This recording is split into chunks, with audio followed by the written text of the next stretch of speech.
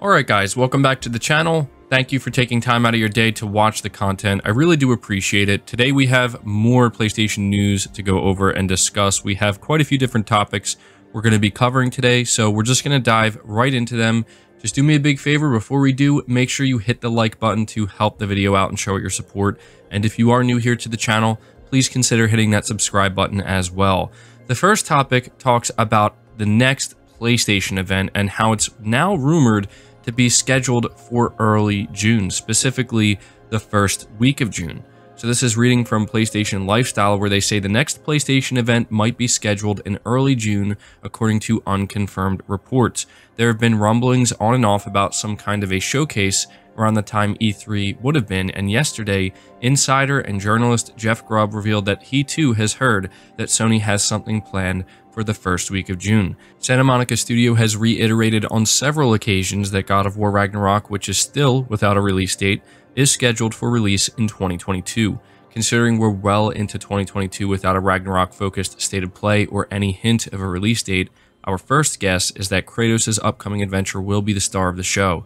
In addition to this, Square Enix has said that it's almost ready to share more about Final Fantasy XVI, which is currently exclusively in development for the PS5. Speaking of Square Enix, Luminous Productions' PS5 console exclusive Forspoken has been delayed to October, so there's a possibility we will see an update at the event, should the rumors be true. Jeff Grubb mentioned in his video that Sony has a pre-existing marketing deal for Activision for the upcoming Call of Duty Modern Warfare 2, which means that there's a slight chance the game may appear at Sony's event. We've previously heard from credible sources that Modern Warfare 2 will be revealed in early June, but whether that'll be during a Sony showcase or not is anybody's guess. Sony has a lot of projects in development right now, so there's a lot more to show than the aforementioned games. There's the rumored Silent Hill, Deviation Games first-person shooter, Haven Studios live service game, Bluepoint's rumored Bloodborne-related projects, Naughty Dog's The Last of Us multiplayer, and the list goes on. So I thought that this was pretty interesting and potentially exciting depending on whether or not you believe this.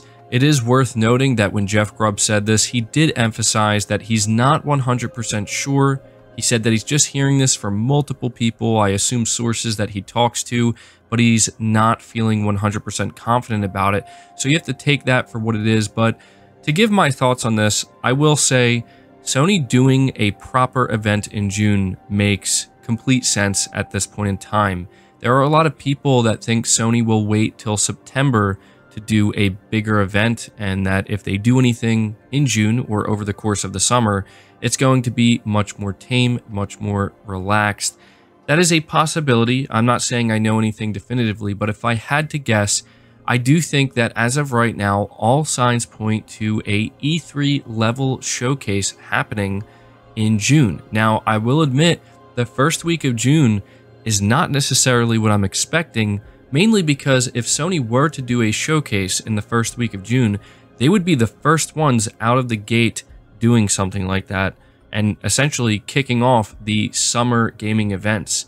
Normally that's reserved for something like the Summer Game Fest, which I believe is happening on June 9th. And then we know that Microsoft has their own event, I believe on June 12th. So yeah, it definitely would be different and interesting if Sony was like, you know what? We don't care. We're going to just do our event when we want to do it. We want to be the first ones out of the gate. Traditionally, the way Sony operates is they don't necessarily like to go last, but they certainly do like to, at the very least, let Microsoft show their hand first before Sony shows theirs.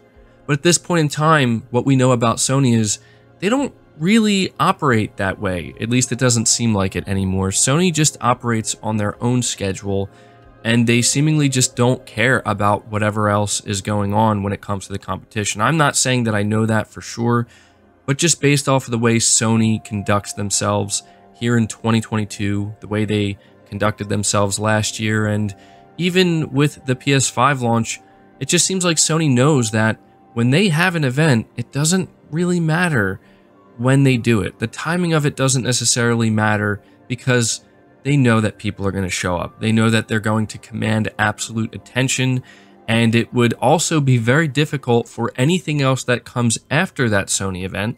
Again, if it's a full-blown showcase, it's going to be very difficult for anything to overshadow it. Now, you could argue that maybe Sony doesn't want to fight for attention, but again, that's assuming that any of the events that would come after PlayStation, if they do something in the first week of June, that's assuming that any of these events actually, can hold a candle to what Sony's about to show off. And so the one thing I did appreciate about this article and this write-up from PlayStation Lifestyle is they are pointing out, in my opinion, what is good evidence that, yeah, Sony's going to have to do a showcase because they don't have any release dates for anything. They have a bunch of games seemingly that are ready to be shown off, ready to be revealed. Some may even be ready to launch sooner rather than later. And these are all things that you have to imagine Sony wants to make sure that they can come out here and talk to fans about. They've been very quiet, and I think fans are ready for something like this. And them mentioning Modern Warfare 2, that's really funny to me, mainly because it's just going to be comical if when Modern Warfare 2 is revealed, there's Sony marketing and PlayStation marketing all over it, knowing that this studio and this IP is in the process of being bought up by Microsoft. So weird if that's what ends up happening. But I think that is actually another piece of evidence that does show we could be getting a significant showcase in the beginning of June. I believe it was Tom Henderson, who is extremely reliable, specifically with Call of Duty, who said that MW2 is going to be revealed early in June. And that would line up with a PlayStation event, but it also would line up with Microsoft's event. So yeah, just some food for thought there. Let me know your thoughts about that down in the comments below. Next up, we're talking about a new PlayStation 5 model that was reportedly registered by Sony in Japan. This is reading from PlayStation Universe, where it says the new PS5 model has seemingly been registered by Sony Interactive Entertainment in Japan. Back in April, the hardware manufacturer obtained construction design certification for a new CFI-1200 model, which includes new radio equipment. Furthermore, Japan's Ministry of Internal Affairs and Communications, a company which ensures radio and wireless communication equipment meets the necessary tech standards, awarded the new model design certification. As previously reported, the PS5 hardware at launch uses a CFI-1XXX branding, while the revised version of the console, which launched last year, employs CFI-11XX.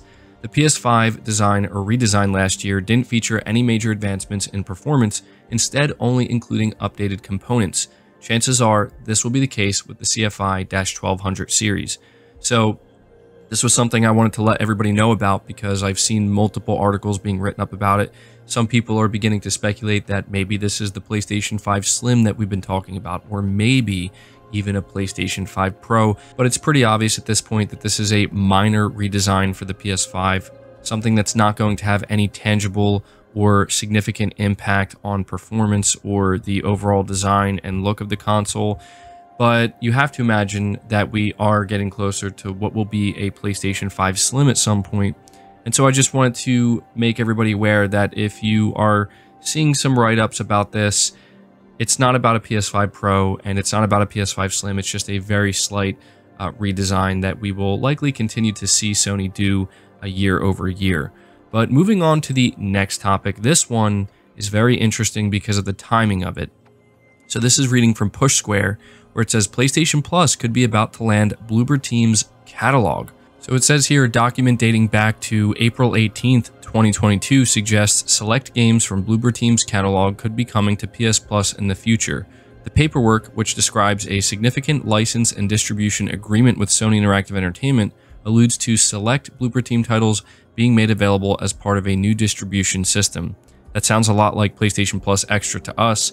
Bloober Team will inform about the details, including the release dates, in separate reports. The documentation concludes as machine translated from Polish. Assuming this is related to PS Plus, it's likely Sony is signing similar arrangements with a variety of different publishers and developers.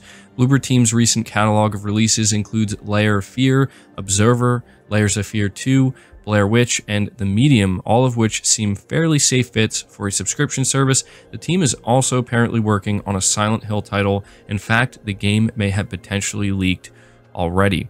And so that is what makes the timing of this so interesting, and people are wondering, like, does this have anything to do with the possible upcoming Silent Hill game from Bloober Team? Well, that remains to be seen, but this is definitely something that we're not just going to want to pay attention to because of the implications of oh, Bloober Team's working on a Silent Hill game, but also, as the article points out, that this is likely something that Sony has been doing and is still in the process of doing with other development teams and other publishers. And, we are getting very, very close to the launch of PlayStation Plus Extra and PlayStation Plus Premium, and Sony has been pretty much silent about some of the game lineups and what to expect, and they haven't really talked about it too much. So it seems like we will be hearing about it sooner rather than later. And at this point, it seems pretty clear that Bloober Team is going to play a role in that.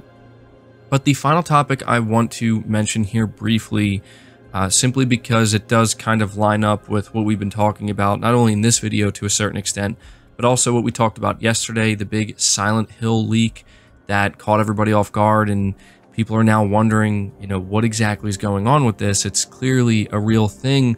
Well, mentioning Jeff Grubb once more, apparently he also believes that the new Silent Hill game is going to be a PlayStation 5 exclusive title.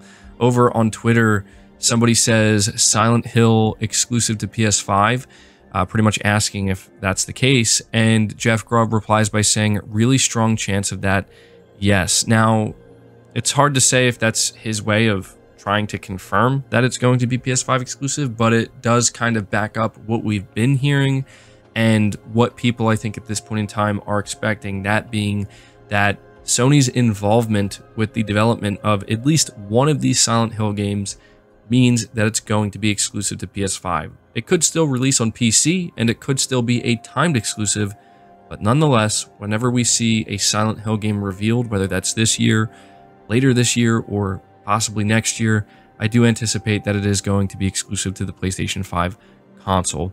So yeah, I just wanted to kind of end the video letting you know that. I would have preferred to include that in the video from yesterday where we talked all about Silent Hill, but this came out shortly after I released that. But that concludes this video, guys. I hope you did enjoy it. I hope you did find it informative. Again, be sure to leave it a like if you did. Leave all your comments down below.